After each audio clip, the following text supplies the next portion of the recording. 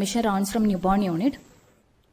So learning objectives are to know approach to a case of neonatal tuberculosis, updates regarding diagnosis and management, challenges in neonates. So we have baby of R, twin 2, resident of Keithal, Haryana, who is a 29 plus 4 weeker, born on 14th of July, 6:59 p.m. with a birth weight of 1.284 kg, AGA, male child. The baby got discharged on 3rd of October with a total hospital stay of 81 days. Antenatally, mother is 32 years with obstetric index of gravida 2, para 1, living 1. This was an IVF conception with a donor egg and husband sperm with a DLDC twins. Mother had fever for 1 month in the 9th month of gestation with a PPROM and leaky PV for 24 hours along with non-toxemic abruption. Emergency LSVS was done in with abruption with T1 in breach. DEXA 1 dose was covered with last dose to delivery interval of 10 hours. Baby cried immediately after birth and Apgar scores were 7 and 9 at 1 and 5 minutes. Maternal investigation, even though the mother had leaking pee for 24 hours, TLC was normal with 11,700. Scrub, dengue, malaria serology was done as the mother had fever for 1 month, which is negative. Sputum AFB was sent 3 times, which came out to be negative, and chest X-ray was normal. The baby had respiratory distress since birth. Possibility kept was EONS, and the child was started on CPAP of minimal setting 6/25, and she was gradually tapered to 5/21 and made room air by day of life 10. For suspected EONS, the baby was also started ciprofloxacin and amikacin, which was stopped after 5 days when the blood culture came sterile. For apnea, caffeine was started to 0.5 mg per kg per day, which was hiked on day of life 18 to 5 mg per kg per day when the baby had multiple apneic episodes. On day of life 2, the baby had abdominal distension and the child was kept NPO, following which the minimal enteral nutrition was started and made full feeds by day of 14, and child was on hiking feeds after then. This was the X-ray at day of life 18, showing chest X-ray was clear and the abdomen showed dilated bowel loops. On day of life 39, the baby had worsened respiratory distress and recurrent apneas, for which the baby got intubated and was put on PSIV mode of ventilation with settings of 16/6, 35% FiO2 and 40 ventilatory rate. On day of life 41, again the distress got worsened, which increased the FiO2 requirement and settings are hiked to 22/7. This is the X-ray on day of life 39. We showed pulmonary infiltrates bilaterally on day of life 39. This is the X-ray when the distress got worsened, which required increased FiO2 requirement and settings were hiked to 22/7. This is the X-ray on day of life 44 and 46. So all these X-rays showed diffuse bilateral pulmonary infiltrates. For apnea, caffeine was continued at 5. As the child had worsened respiratory distress, the baby was started on meropenem for 2 days. When the distress got worsened, the antibiotics were upgraded to colistin. Corresponding ET aspirin showed Acinetobacter baumannii, for which colistin was continued for 14 days. As there was respiratory worsening even on colistin and X-ray was unusual manifestation of bacterial pneumonia, we have sent TB workup, and fluconazole was also added in suspicion of fungal infection. Vancomycin was added in this case as maternal suture site showed MRSA, and vancomycin was stopped after 3 days when the pre-vanco blood culture came sterile. TB workup was sent on day of life 43. ET aspirate was sent twice for CB9, which came out to be positive, and the baby was started on ATT on day of life 50. For anemia, 1 unit of PRBC was transfused throughout the hospital stay. Coming to the investigation, around the time of worsening at day of life 40, there was neutrophilic leukocytosis from then on. In biochemical investigation, CRP also started to rise around that time. However, the LFTs and RFTs were normal throughout the hospital course. From ET aspirate, the culture showed Acinetobacter baumannii, from when we have started colistin, and CB-NAT was sent on day of life 43, which detected mycobacterial tuberculosis, which was confirmed again on day of life 46, which showed mycobacterial tuberculosis, and child was started on ATT. However, the blood cultures are all sterile and CSF were all non-meningitic. It showed lymphocytic pleocytosis. CSF CB-NAT was negative. Other investigations, ultrasound abdomen was normal, no hepatomegaly or lymphadenopathy, no free fluid abdomen or mental thickening. Ultrasound cranium was normal. Optical evaluation showed no choroid tubercles. In PID workup, NBT was negative. IG profile showed elevated IgM and IgA. HIV serology was non-reactive. In family screening, when the baby got positive for CB-NAT, ET aspirate CB-NAT positive for mycobacterial tuberculosis, mother's sputum CB-NAT was sent, which came out to be positive. Retroserology was negative. and mother was started on ATT. For father, chest X-ray was normal and CB-NAT was negative. For twin one, chest X-ray was normal, gastric lavage CB-NAT was negative, and the baby was started on isoniazid prophylaxis therapy. Coming to the discussion part, neonatal tuberculosis can be congenital TB or postnatal TB. Neonatal TB as such is a very rare entity. In India, only 3.42 lakh children get TB every year, and 6% of cases reported to NTP belongs to the pediatric population. In pathogenesis, congenital TB can be from the hematogenous spread from placenta via umbilical vein or in utero aspiration of ingestion of amniotic fluid or ingestion of infected secretion from the maternal genitalia during delivery. Postnatally, by horizontal transmission by droplet spread can occur. In clinical features, general features like fever, poor feeding, lethargy, failure to thrive, osteomyelitis, cold abscesses are present. In CNS manifestation like meningitis and seizures can happen. And respiratory-wise, cough, respiratory distress, pneumonia, pleural effusion, per abdomen, hepatosplenomegaly, hepatic granuloma, and jaundice.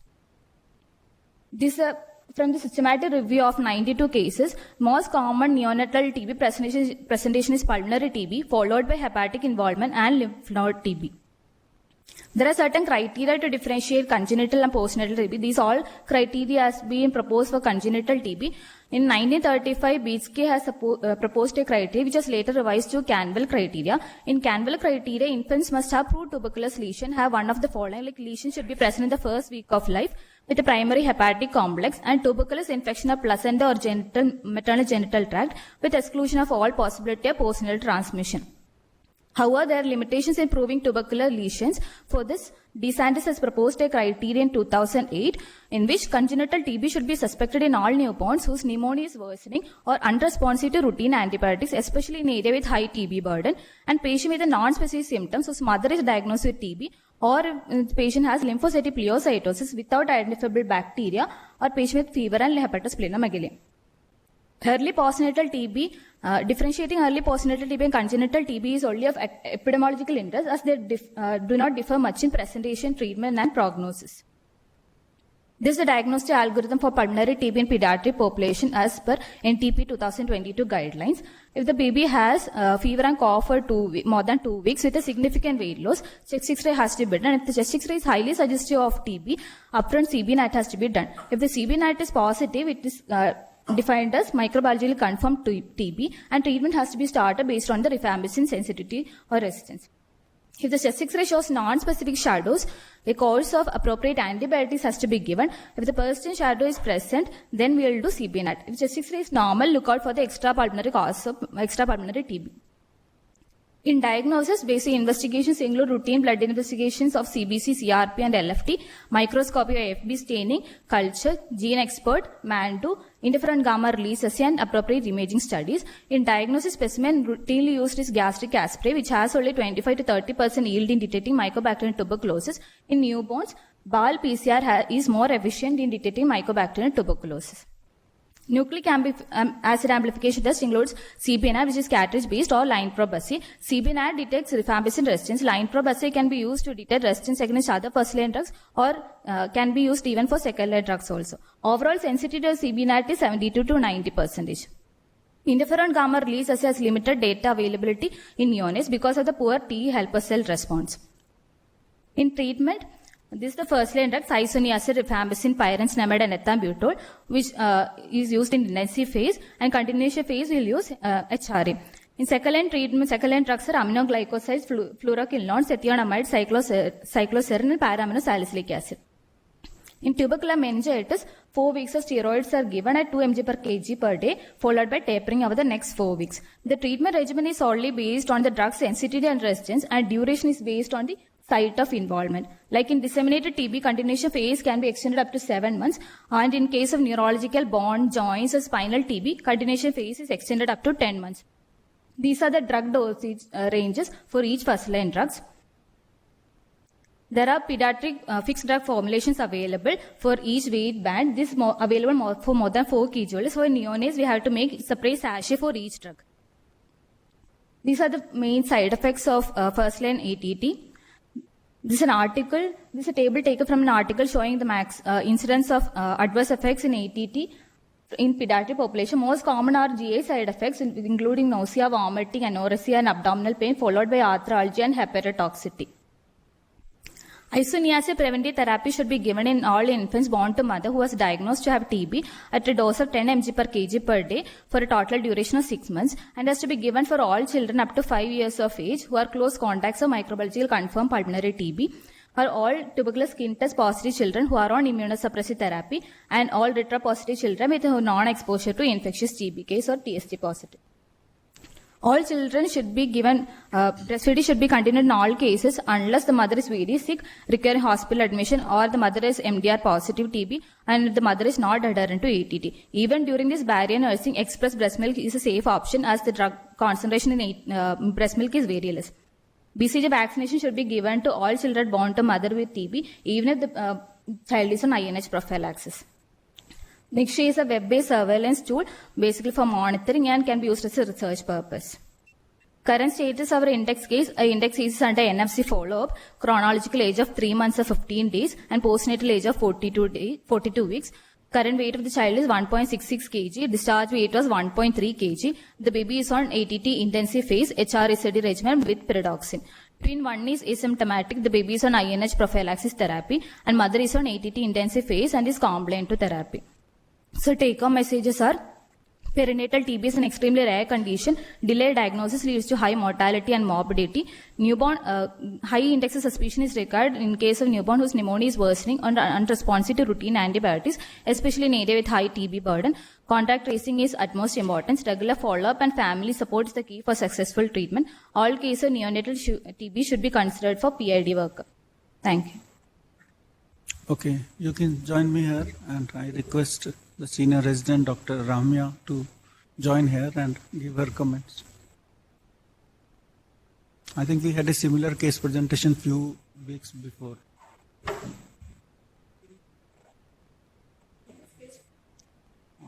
On Upper. In this case, though we have seen many cases of bacterial pneumonia, though the ET aspirate for this case had already grown Acinetobacter, so usually we treat like that of VAP. But even on that, we suspected TB in this case because of unusual chest X-ray finding in this, and we thought that the response, even on the cholesterol, was not adequate. That was the main reason for us to suspect TB in this case. And another thing is that GAFB, which we send usually for the routine evaluation as a screening part, even when the maternal TB is being suspected, may have a low yield.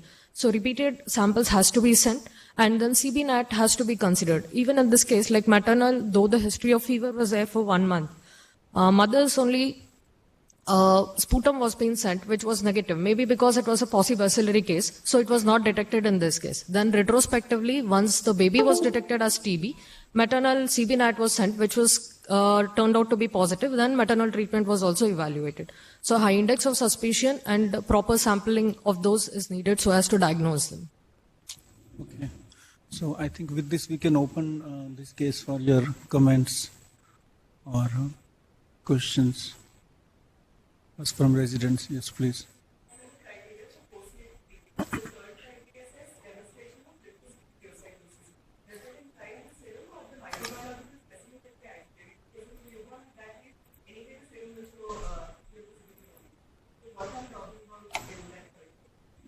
That is a CSF only.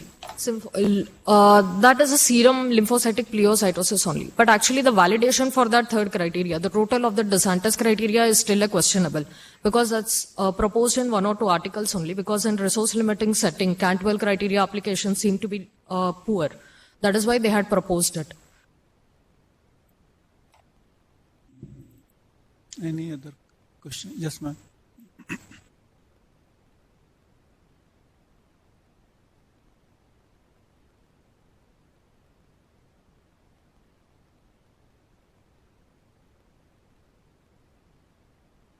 Is a severe bacterial pneumonia, because this child was on full oral feeds and was getting ready actually for a back referral. So this child deteriorated so much, needed soon ventilation and going on to high frequency ventilation. And initially, as per protocol, like meropenem followed by colistin, everything was given. But the X-ray changed significantly, and that looked very unusual for LONS type of pneumonias which we see daily. Though the Acinetobacter growing in ET has not much significance because any child in NICU would be colonized with Acinetobacter. So the main suspicion came from unusual presentation of why this child had such a severe pneumonia who was all well, unless there is an underlying immunodeficiency. Second, the X-ray also looked very odd. And third, then with cholesterol, there was no response. So the BL which was sent, well, that came positive, GA came negative. And in this child, actually, the treatment in the mother happened retrospectively. Like normally, mother is positive, and then we suspect the babies to be positive or work up the cases. Here, we first diagnosed it, and then looked at mother's test again. She was retested, which came out to be positive. So, like all cases are not always pneumonia. Okay. Dr. Venkat.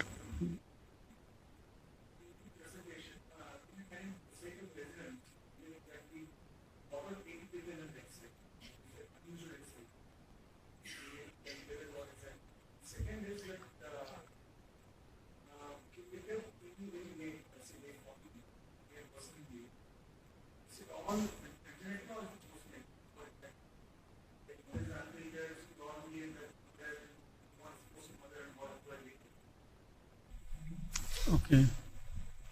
Any other questions we can take up? Actually, differentiation of the congenital and postnatal TB as per one of the case series, actually systematic review of 92 cases, it is told that they can present from 1 month to 3 months. Though it is told for congenital TB, the diagnostic criteria is Cantwell, where the diagnosis has to be made in first week of life with hepatic complex as the primary. Even in their case series, they had found that pulmonary TB was the predominant with 96% of that being most common. So differentiation of this would be little difficult, but we can tell that in the initial course, the baby until day 40 of life hardly had oxygen requirement, and the pulmonary chest X-rays which we had was comparatively normal. This was the initial X-ray that was on day 22 of life, where the baby's course was apparently normal. Only baby had intermittent feed intolerance. So here the chest X-ray is almost normal with mildly dilated bubble loops only. But later, on day 39 of life, when the baby had worsening, on the day of the intubation, there was bilateral infiltrates, predominantly in the perihilar region it is present. But when even the appropriate antibiotics were being started for this baby and ventilation support was given, then had worsening. This was the X-ray which made us suspect that it is unusual. This was on day 41 of life. With bilateral, there was diffuse infiltrates with suspected some breakdown pattern, not exactly fitting into the miliary criteria, but it was very diffuse for the bacterial pneumonia. This made us suspect that TB workup has to be done. Okay. So you can come. So what I am understanding out of it is this child didn't had any hepatomegaly, and there was no liver derangements in this child. So the route of infection through the umbilical cord looks less likely. So what could be the possible route of transmission? One could be that aspiration during the delivery time, or secondly postnatally acquired. Out of these two, what we are seeing is that postnatally acquired is much more common than what you get by the aspiration. So these are the things in that. It's difficult to say whether congenital. Yes, ma'am.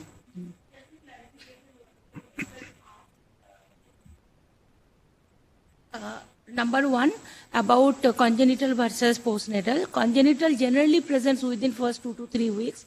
There could be hepatomegaly also.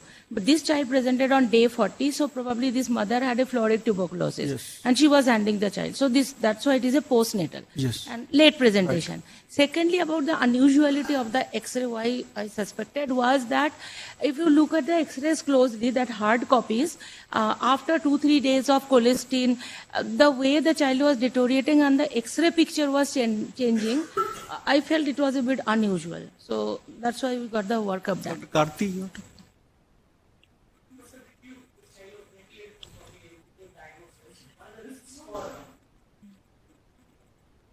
He was on room aids. On day 39 of hospital stay only had worsening and had to be intubated that time.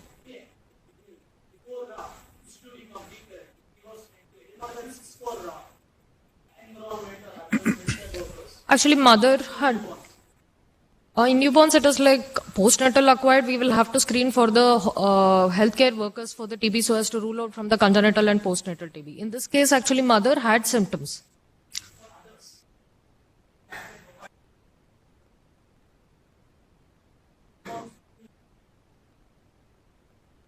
Barrier nursing as a routine, sir. We had kept the baby in the isolation room, and then barrier nursing was followed, especially at the time of ET suction and other things. Okay, Dr. Pankaj for the short comment.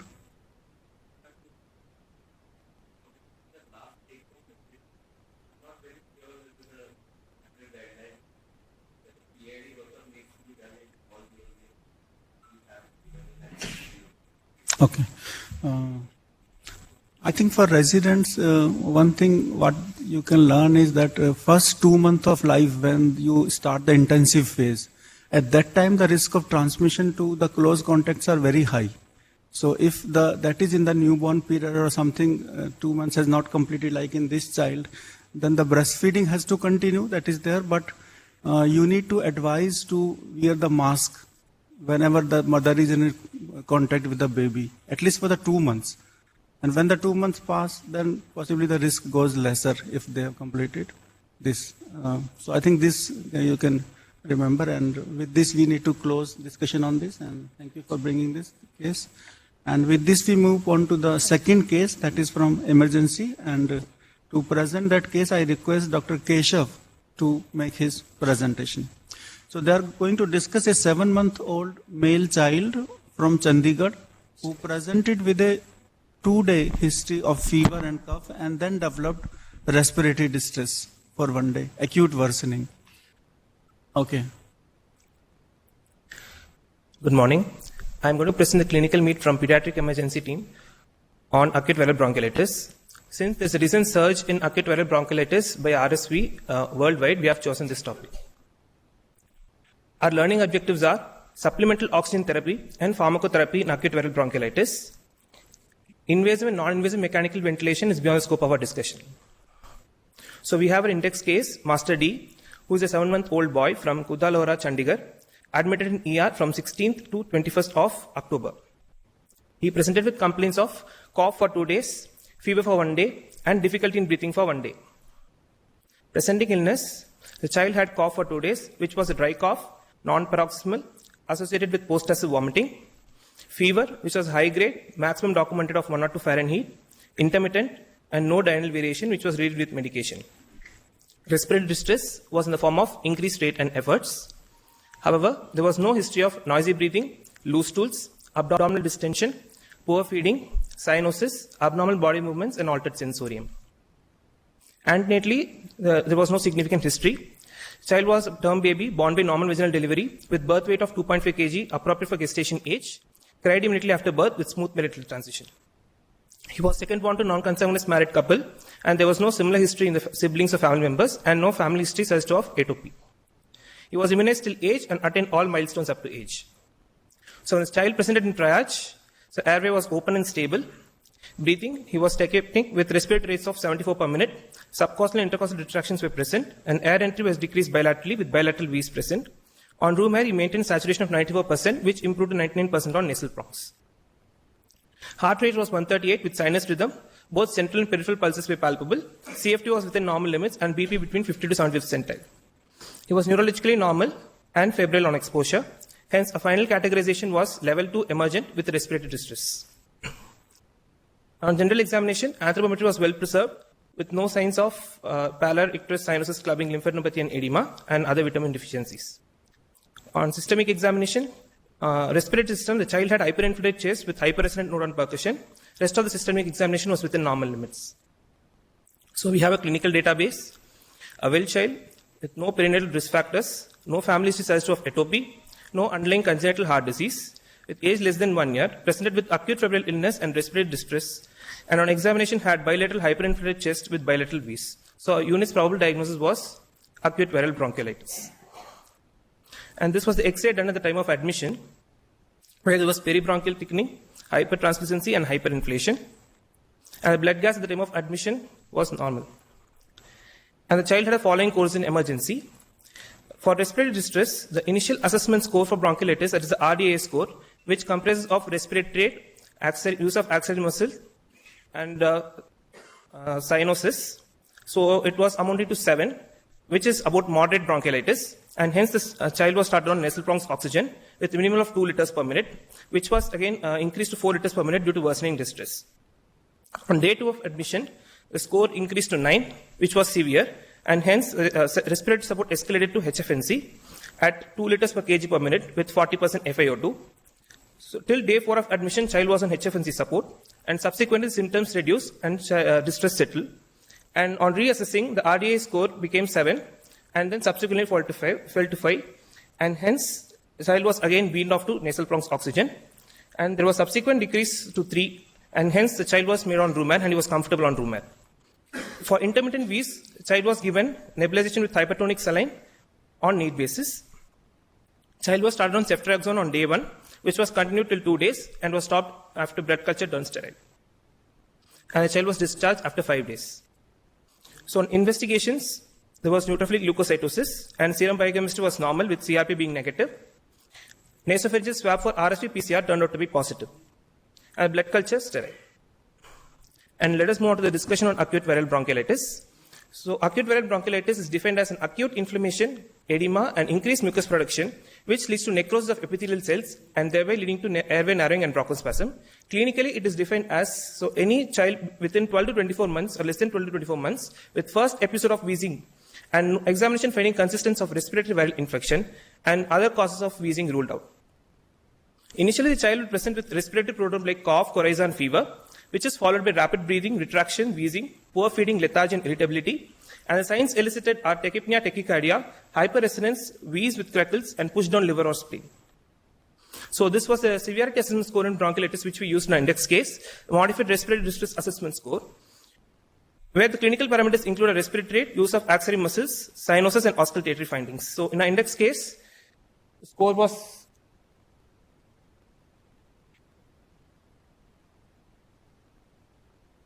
the respiratory rate was more than 70. Axillary muscles, 2 axillary muscles used. The cyanosis, there was no cyanosis, and auscultatory findings were decreased air entry, which made up a score of 7 and classified as moderate severity. So what would be the other diagnosis in a child with similar presentation? So pneumonia, which can be ruled out with persistent focal crackles and grunting. Viral-induced wheeze or early onset asthma, where there will be persistent wheeze without crackles and recurrent episodes, and there will also be any history of atopy. In pertussis, severe paroxysmal cough may be present. In the absence of URI, we must definitely rule out cardiac disease, airway anomalies, and foreign body aspiration. So in case of bronchiolitis, so the virus infects the epithelium and causes necrosis of the epithelium, and which leads to inflammatory reaction and mucus production and causing airway narrowing. So it is predominantly inflammatory action, and we have to give a respiratory support or any adequate support till the reaction resolves. So respiratory support is the main modality of treatment for acute viral bronchiolitis, which can be in the form of low flow oxygen therapy with nasal prongs or face mask, HFNC, which can provide up to 2 to 3 liters per kg per minute, maximum of 60 liters per minute. But at 3 liters per kg, it is found to be cause more discomfort with similar failure rate, and CPAP. So when should a child be intubated? So if there is severe respiratory distress, there is gasping or bradypnea, and inability to maintain saturation of more than 94% on any respiratory support, cyanosis, CNS, and severe signs of hypoxia. Supplemental oxygen therapy, so all hypoxemic infants with saturation of less than 90% or 92% in non-threatening manner can be given supplemental oxygen in the form of free flow or face mask or nasal cannula. So oxygen can be discontinued if saturation of 90 to 92% is maintained and child is having minimal distress and feeding well. So next is HFNC. So there is a simple mnemonic for knowing the functional aspects of HFNC. H for providing heated and humidified gas. I, as it can meet elevated peak inspiratory flow demands. F for increased FRC like due to delivery of PEEP. Lighter as it is more easily tolerable than CPAP or BiPAP. O as it can minimize oxygen dilution. And W for washout of dead space. So a randomized trial between 2 groups, in one group where there was use of high flow oxygen therapy and another group with standard oxygen therapy. The primary outcome was escalation of therapy. However, only 12% of high flow group had escalation of care, whereas there was 23% in standard therapy group. And out of 167 infants, 61% had a good response to high flow rescue therapy. And hence, use of HFNC should be reserved for escalation of therapy if standard oxygen therapy fails. Next is CPAP. So CPAP causes opening and splinting terminal bronchioles, which leads to decreased airway resistance and air trapping. And it also causes recruitment of collapsed alveoli with decreased work of breathing, and it prevents escalation to invasive mechanical ventilation. So another study by Tramontane where HFNC versus CPAP was considered, where there was standard CPAP used.